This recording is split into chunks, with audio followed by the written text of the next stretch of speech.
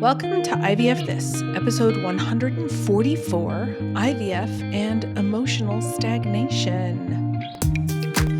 Hello, hello, hello, my beautiful friends.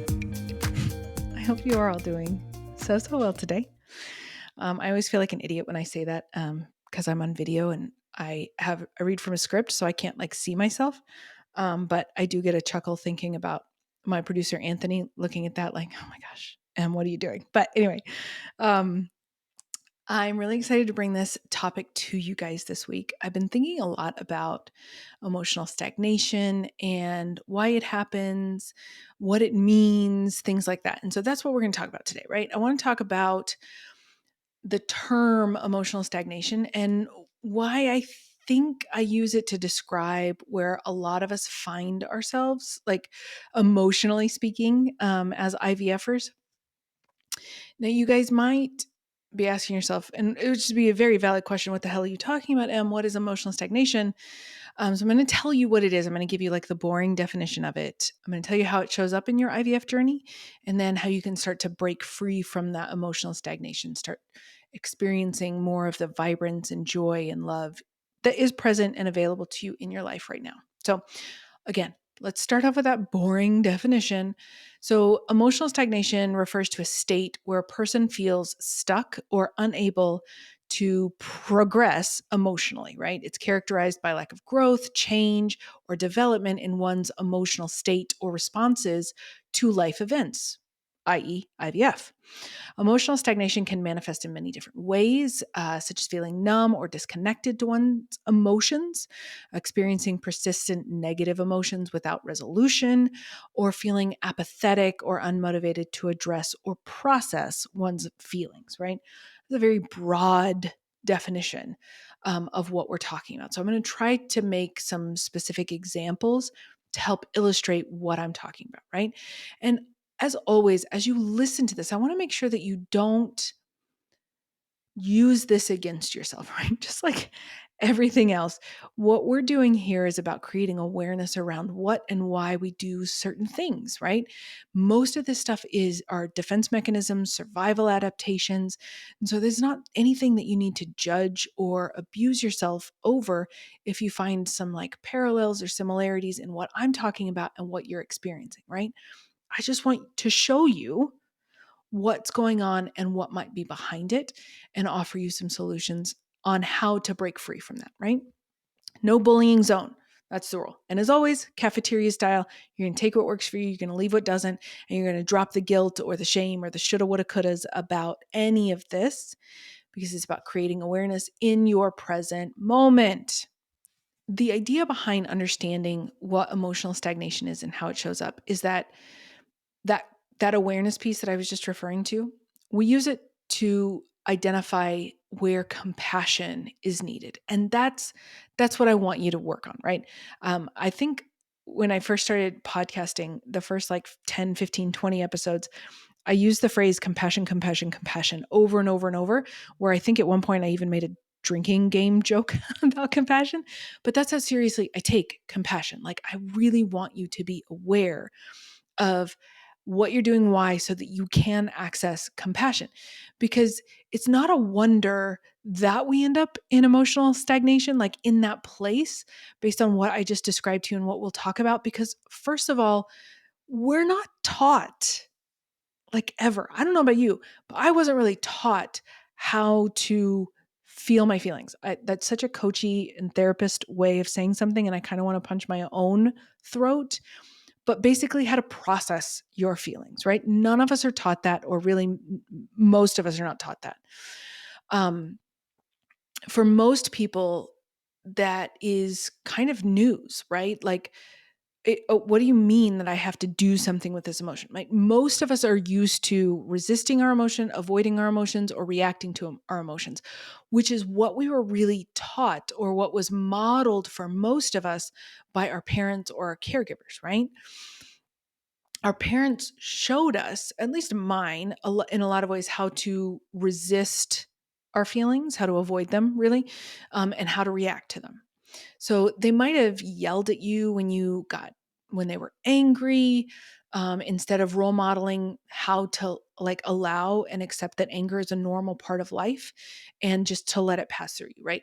They might have told you or us, if you're in this group, that you had big displays of emotions, that you were too much, that you should go to your room, and that you needed to handle that by yourself, but you were a kid and you didn't know how to handle that by yourself. Or many times when you have heard your parents say, this wasn't my experience, but I know a lot of people experience this. Like, you're going to cry. You want me to give you something to cry about, which I think is an unfortunate thing for a caregiver to say to a child, but that's not what we're here for, right? So these lessons of many of us grew up without understanding intrinsic emotion and what that means and what to do with them, right? And so it stands to reason that we would already be at a slight disadvantage and would not really have another way of allowing emotions. Then we add into that infertility, grief, trauma. We add much higher amount of intense emotions that most of us are not used to even knowing how or needing to process. And I mean, I can't quantify it, I should say, but it's a lot of really strong, powerful, painful emotions. So we have a lot of emotion combined with no skill to allow that emotion, right? So you can see how it's very easy to end up in this emotional stagnation, in this place of emotional stagnation.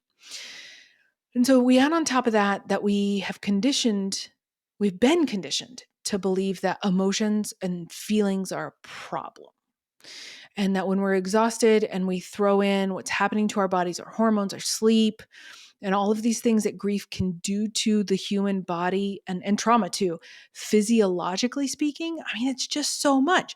We've got all of these things stacked against us, right? They are not stacked in our favor at all. The very last thing any of us wanted to really do at this point is a time to allow or process any intense emotion. It's just not what we want to do with our time. We'd rather distract ourselves, right? Go shopping or be on social media or whatever, right? So it makes perfect sense that when we would start doing this, when we would start doing IVF or start experiencing infertility and we get these really big intense emotions, that it's going to look differently for different people, right? Most of it is about getting away from the emotion, right? Either trying to outwork the emotion, right? Trying to do to push through it, resisting it, avoiding it, or reacting to it. Maybe we're using our phones, scrolling, right? When we don't have people in the room with us or a distraction, right? We're not even with ourselves at any given moment, let alone when we're feeling intense emotions, right? We're not even allowing ourselves the opportunity to be humans. Okay.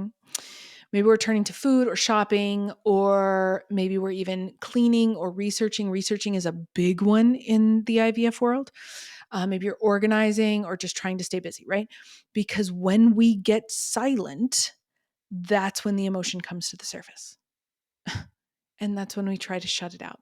We just try to shut it out.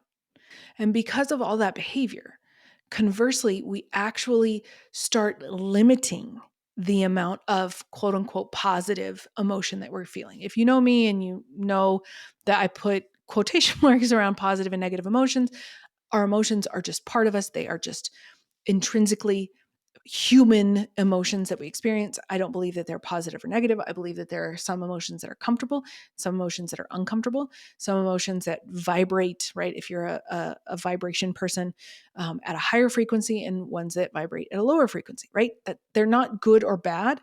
And that's why I always put positive and negative in quotation marks. But I think most people understand what I mean when I say positive and negative rather than, comfortable or uncomfortable or high vibration or low vibration. That's why. That's the distinction that I make, right? Regardless, there might be something that we have the opportunity to feel: connection, accomplishment, pride, joy, hope, something that we would say is like on the positive spectrum. We have the opportunity to create that for ourselves, but then we don't, because in order to do that, we have to risk feeling something that we would say is quote unquote negative, right? The big example that I'm going to use is baby showers or gender reveals or something in that vein, right? Now, we certainly don't have to attend any of these celebrations. I'm going to put that out there. Nobody is putting a gun to your head and forcing you to, right? Even if it feels like you can't say no because it's like a close family friend, or even a family member, I promise you, you can if you really do believe that that's in your best interest. But let's say, for the sake of this example, that you decide you want to attend because you want to feel connection. You want to feel connection to your friends, your group, your family, your community, whatever that looks like for you. So there is something positive that you are seeking, right? But also there is the potential that you could get rejected. In this scenario, that would look like maybe everyone talking about pregnancy or childbirth or kids, babies. That would be a form of rejection, right? That's not necessarily what we overtly think of as rejection, but I want you to think how you feel in those moments when people are having those conversations around you. It feels like rejection, right? Or even exposed to a painful trigger, bellies, kid stuff, baby stuff. All of those things are potential triggers for someone who's experiencing IVF or experiencing infertility and going through IVF, I should say. So if we don't believe that we have the ability, right, the inherent ability to handle these emotions when they do come up, then we just won't want to put ourselves in that situation, right? Then we avoid that uncomfortable place at all, which then means we're virtually guaranteeing that we don't get to experience positive emotions, right? We're in this pursuit of avoiding certain feelings, and all the while we're eliminating that as a possibility for positive emotions to be with us at all, right? So what happens is that over time we start using these types of behaviors to avoid negative emotion, and we start using inaction, not doing anything, and that prevents us from feeling positive emotion, right? That's why a lot of us will isolate during these times, right? Not knowing that we're actually creating more of the negative experience because we're not allowing any positive experience into our life at the expense of the possibility of feeling negative.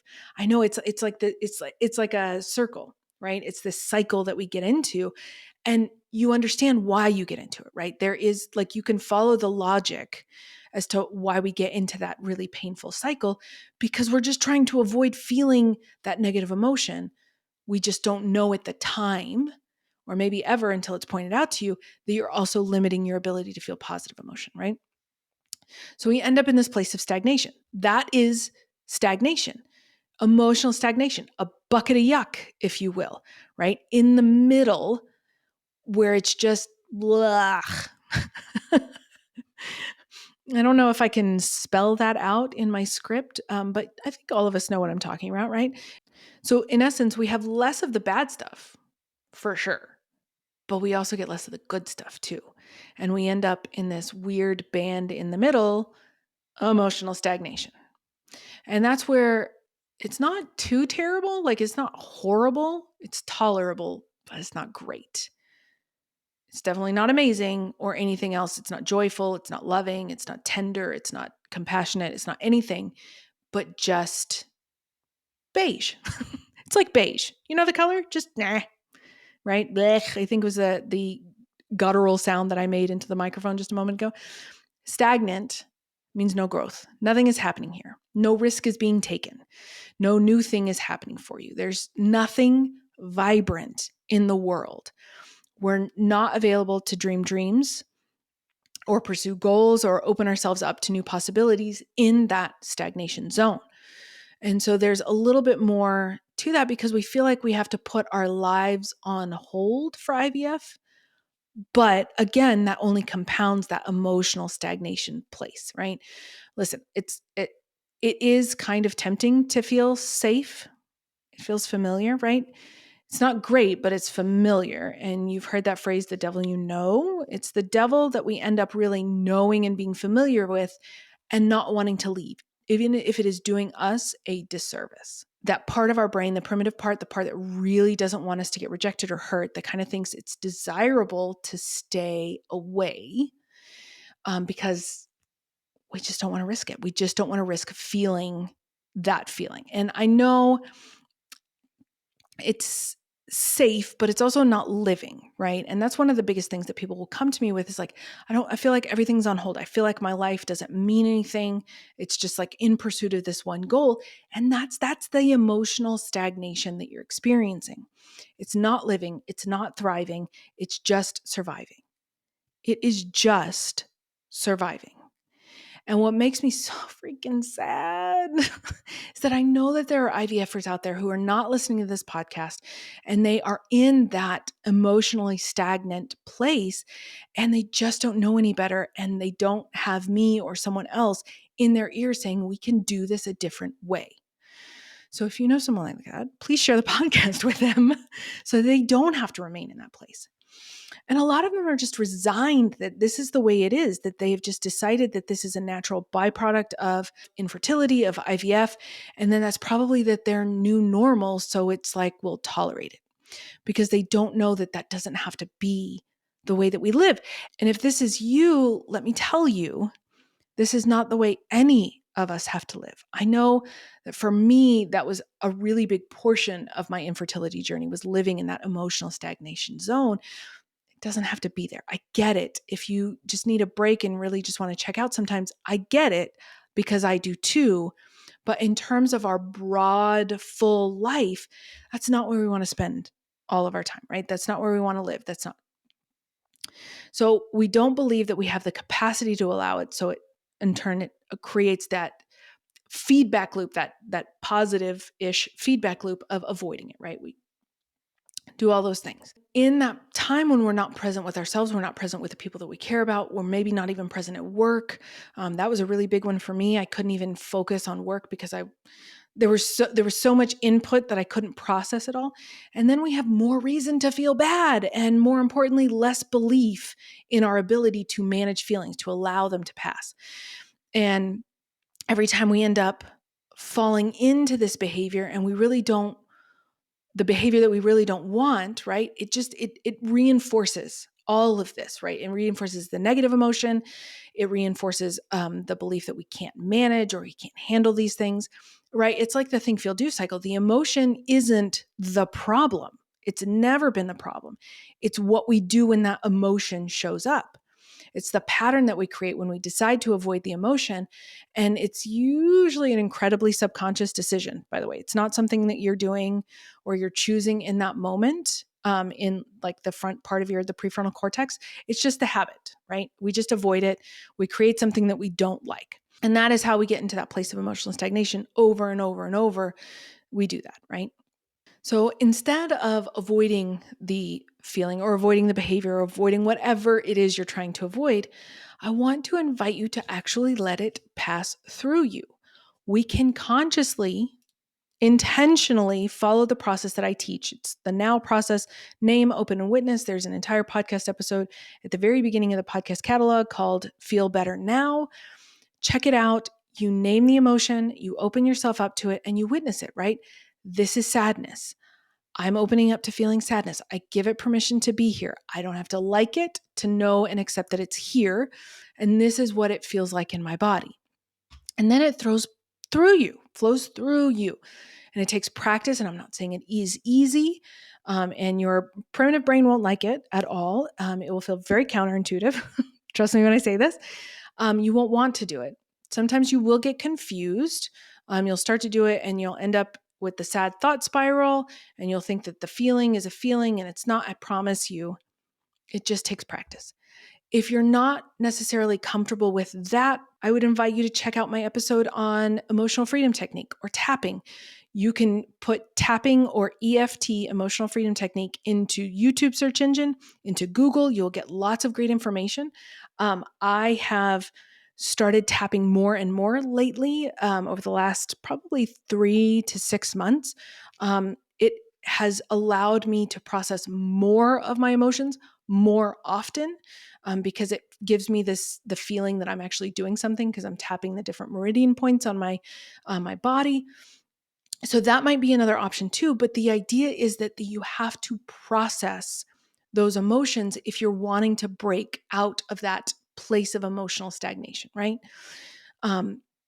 But this is so important that this is one of the main things that I talk about in either my group or my one-on-one practice, right? I do that because I want you to know that you can learn. It's a learned skill. It's not an innate skill. It's not a skill like learning how to drink or breathe. Right? Those are autonomic skills that we just become part of it. We just learn how to do it. That's not this. This is something that takes a little bit of effort, a little bit of energy, and some focus, but it can be done. It's just a learned skill like walking.